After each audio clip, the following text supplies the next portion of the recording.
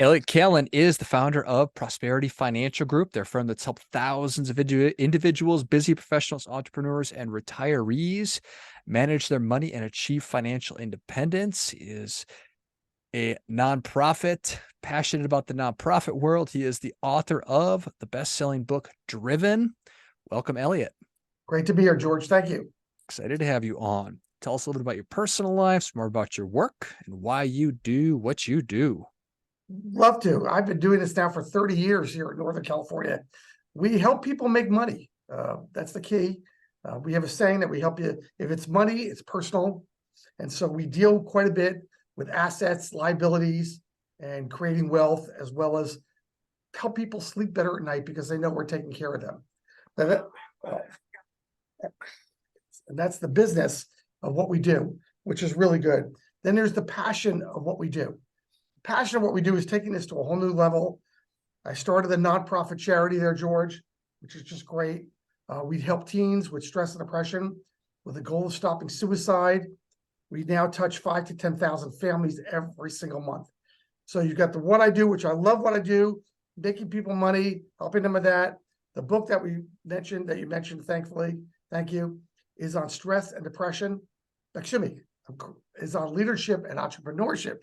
I've got so many balls in the air sometimes, George, get myself confused. And we work on that. So we're out there talking to people all the time about so many issues. It's wonderful.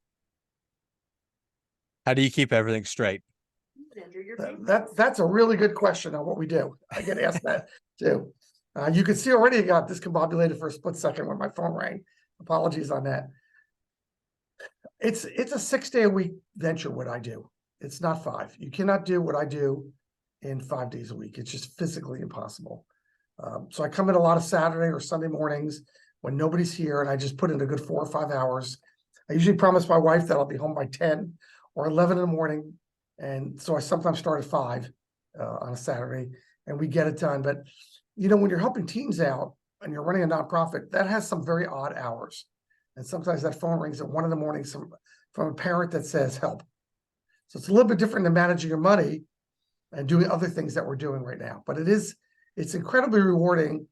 And then helping people with their retirement or with their family's finances is just as rewarding. What is Prosperity?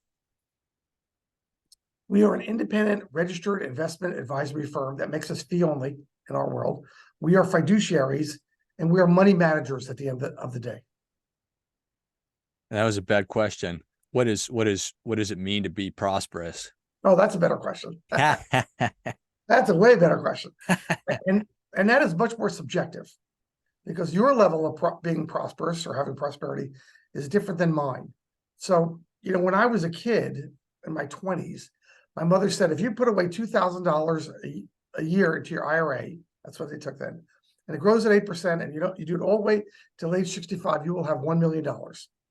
And that's all you'll ever need. Of course, I live in Northern California, and in a lot of ways, that's the starting number, not the finishing number, $1 million. Right.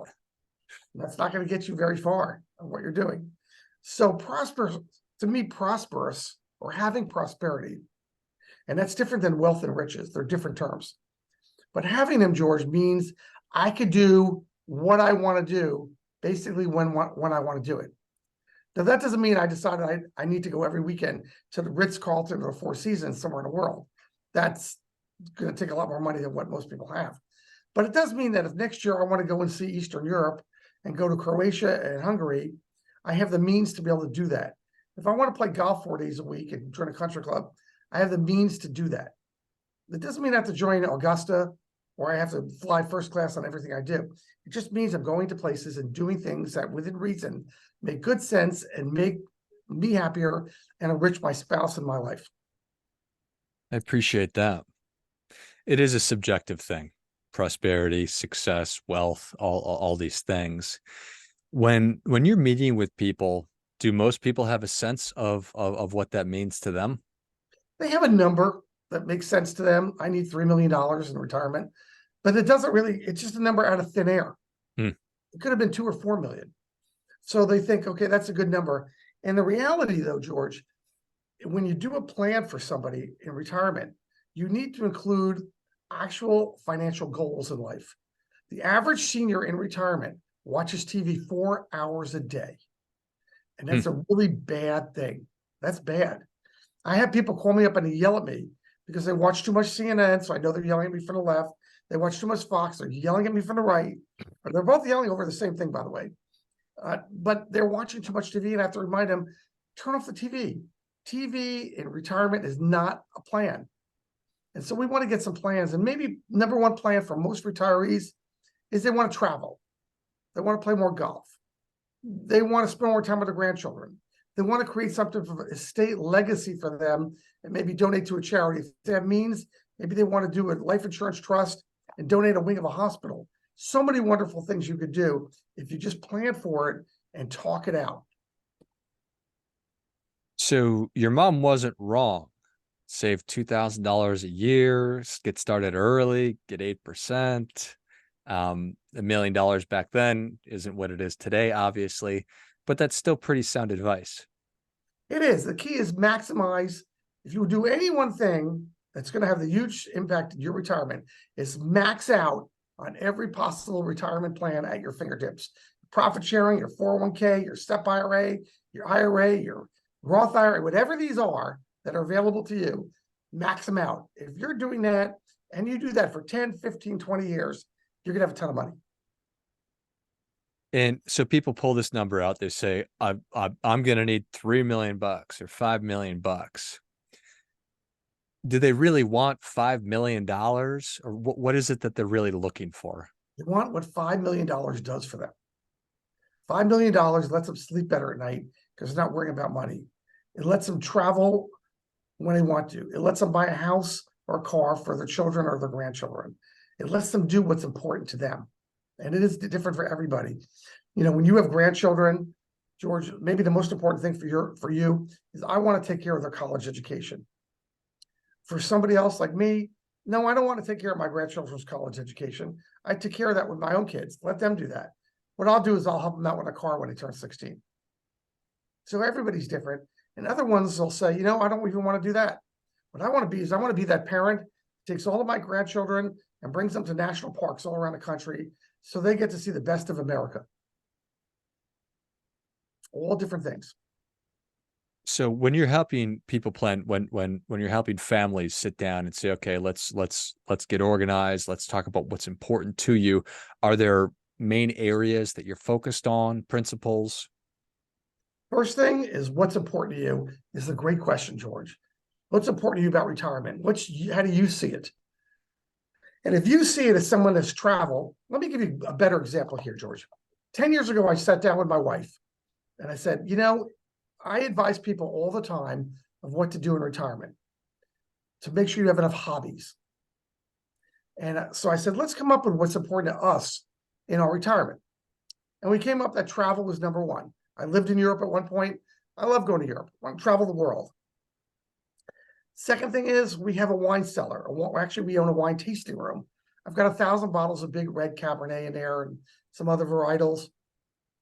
So drinking great wine is fun. Buying wine is a lot of fun on that. And I'm a bit of an amateur chef, always working hard to improve my product there. So it looks better, looks more like a Kmart Food Network and things like that. I also play golf. We talked about golf and we realized we like golf. We don't love golf. So golf is not a real passion for us. So if I didn't do golf for some reason ever again, I'd probably find something to replace it with. But if we get travel and food and entertainment, we're going to be happy people because that's important to us. I love seeing my grandchildren. I love spending time with them. I love spending time with my children. All that's great, right? I just want to make sure that my wife and I, in our retirement, our golden years, are doing the things that are what's most important to us, which is travel, food, and wine. Travel, food, and wine. I think that's pretty solid. So as long as she's on the same page with you. Yeah, we had a great talk about it. You know, we had a long talk about golf because we belong to a country club. And we had a long talk about how really important is golf to us. Not that we want to give it up. And it didn't hit the top three. So the other part is when you break down travel or you break down food, what does that mean to you? So you, George, you want to see every national park in the country before you die. To me, I want to see every country in Europe before I die. Maybe it's not that extreme that before you die in either one of them, but those are very different goals and with travel. And so you want to plan that out too, because me going to countries in Europe will cost significantly more than you going to all the national parks. Mm-hmm. I appreciate that. So either you think about this stuff or you're flying by the seat of your pants and you're watching 4 hours a day of Fox and getting pissed off and calling your financial advisor and and bugging him. So how some people, if you tell them what do you really want to do in retirement, it's probably easy. Some people just probably look at you with a blank look. And that's the question. That's our job as planners, to help them in retirement. What is important to you? I just had a couple in my office this morning. They're in their 70s. She wants to go to Europe. She loves Europe, and she's originally from Peru. So South America and Europe, those are her big things. He would like to see more places in the United States and maybe go to Vietnam and the Philippines. Now, they both want to travel, but they have very different ideas of what travel is. And the first hour of our meeting was like marital counseling. What's important? Can you live with going with her to Peru more often? Can you live with going to see the New England fall foliage? And when she said, well, it's so expensive to go to all these places in the United States compared with most of the world. And I said, well, you don't have to stay at the Marriott and the Hilton, or the Four Seasons. You don't have to. You could stay at B&Bs. You could stay at an Airbnb. You just have to plan it better. But we've done lots of Airbnbs and bed and breakfast in New England, and they're way more affordable and more fun sometimes. I appreciate that. Do we just build up? It sounds like, I don't want to put words or thoughts in her mind, but sometimes it's probably pretty human just to build up barriers just for the sake of doing it because we're not sure, we're scared, it's abstract. Well, you have that, and you have the second marriage, and sometimes she was single 15, 16 years before the second marriage or between marriages. She's got a lot of independence there. That happens with men too. They got a lot of independence, and compromise is a lot tougher for some people. I love my wife, but what if I don't want to compromise? It's pretty hard to have a great marriage if it's always what I want to do. No doubt about that. Yeah. Speaking of what you want to do, you wrote a book. How come? I've written another one. There's one behind me I wrote before this, and that was just kind of the story of what we do. It's really just a short part of the book. But this one, I wanted to write a book that was about entrepreneurship and leadership. Some people, as you know, George, are the Zuckerbergs of the world, and they basically have straight lines in life. They graduated college or got a master's, and they have a straight line. They do very well financially. Their family's okay. Their business is good. Money's not going to be an issue. They're not all Zuckerberg with 15 houses, but they're comfortable in their life. I've got a very good friend worth $300+ million, super comfortable in his life, very straight line, not a perfectly straight line, but very straight line. And for me, I think I'm more the norm. I have this line, that line, that line, that line. I'm sometimes going backwards, forwards, zigzagging around. Life for me has not been a straight line. I don't come from money. My dad worked very hard to become a blue-collar guy and leave his family some money when he died. And what I learned is perseverance and determination. I watched it in him. I learned about it from my mother. And for me, every time I got hit in the head, it was an opportunity for both perseverance, fortitude, determination, and stepping forward again. So getting a bloody nose as an entrepreneur for me was a way of life. Now, I've obviously come out the other side in a big way, but it was. I think there are a lot of people who can empathize with what my life has been, because their life hasn't been straight either. Maybe they have a business failure. Maybe they have 2 business failures, a couple of jobs being fired at. Maybe their divorce. Maybe their child was sick or something happened along the way health-wise to some member of the family, or even more personal than that in a tragic way. That's who I wrote it for. The people that are perfect, I'm probably boring them. The people that aren't, I'm a pretty interesting guy. Well, I appreciate that. How many people out there are perfect, Elliot? How do you? Sometimes when you're not perfect, like me, when you've got zigzags in your life, sometimes those zigs go backwards, not forwards.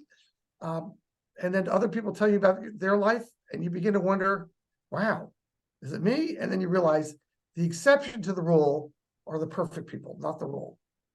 So let's call it 1% or less of Americans are perfect, and then the other group are normal.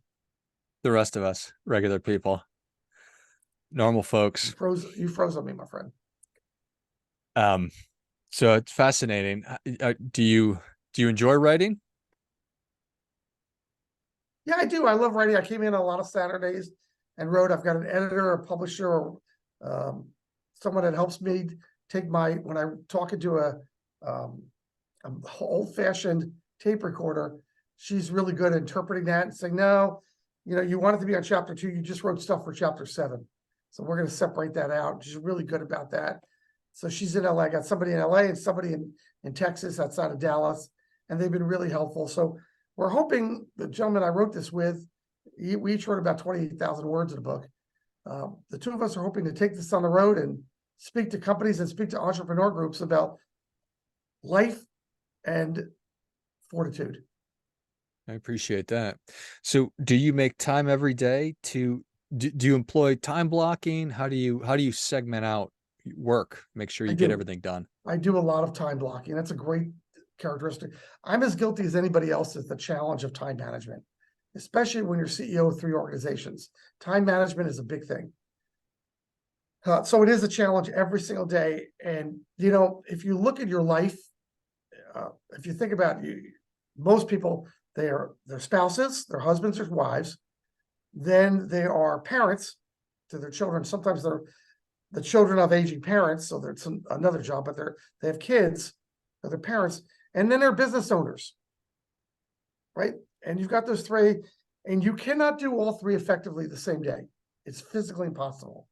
And so one of those is going to be out of whack every day. So if you get that parental thing back in whack because, hey, I got to step up my game as a dad or mom, then suddenly I'm not paying enough attention to my job.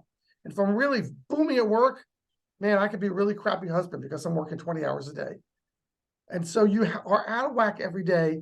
I talk about that in my book, that it's okay to be out of whack every day. It's not okay to be out of whack with the same things every day, because then you're going to be an absentee. One of those jobs will be an absentee job. Yeah, I have always resisted the idea of work-life balance, because the idea of 50-50 or 33-33-33 is silly to me. But I really like the idea that you just laid out. Like, it doesn't need to be perfect every day, but it can't be wrong every single day after the next.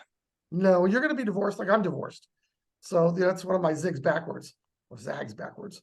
And it's really the reason for being divorced is irrelevant. The fact is that I'm a hard worker. I work hard. I'm a very committed father. I thought I was a committed husband, but I was working long hours. And even though that's not the reason for the divorce, when I look back on it, I have to admit that to myself, that if I could, I would have worked. And my daughter said something interesting. She was about 10 years old. I've been divorced already about 3 years at that point. And she said, Dad, you're a much better father because you're divorced. And I thought, I stopped. I said, wow, Alexa, that is such an amazing line. You just said, why did you say that? And she said, Dad, I know you. If you were still married to Mom, you would just be working all the time. Now you come and pick us up on the days you have us, which was about 50%, 60% of the time, and you don't put us in daycare. You pick us up at 3. We do homework. We do soccer. We do ice hockey. We're not late for anything. You're at our games on weekends. You're an unbelievably committed dad. And I think it's because you're divorced. It's not a straight line. It's a mouth of babes. I don't know if she's right. I think there's some truth to what she said. Don't know if there's 100% truth, but I think there is truth. Yeah, no, I think that there's a lot of wisdom in that. Well, Elliot, thank you so much for coming on. Where can people learn more about you? How can they engage with you? We're going to get their copy of Driven. Yeah, great. And it just came out, something, it's out since July 4th. It's an Amazon bestseller. I'm waiting to get my own copy. I'd mail it to you if I had one, George. Maybe next week I'll have them. But they can get it on Amazon Books. They just type the word Driven, Griven, by Elliot Kallen, Kallen in there. It'll pop up. I think it's $9.95 for a paperback. It's pretty affordable, something like that. And they can reach me at Elliot, ELLIOT, at prosperityfinancialgroup.com. Excellent. Well, if you enjoyed this as much as I did, show Elliot your appreciation and share today's show with a friend who also appreciates good ideas. Go to prosperityfinancialgroup.com. Check out all the great resources. Shoot Elliot an email, Elliot at prosperityfinancialgroup.com, and then pick up your copy of Driven on Amazon. And I'll link all of those in the notes of the show. Thanks again, Elliot. Thank you. Until next time, remember, do your part by doing your best.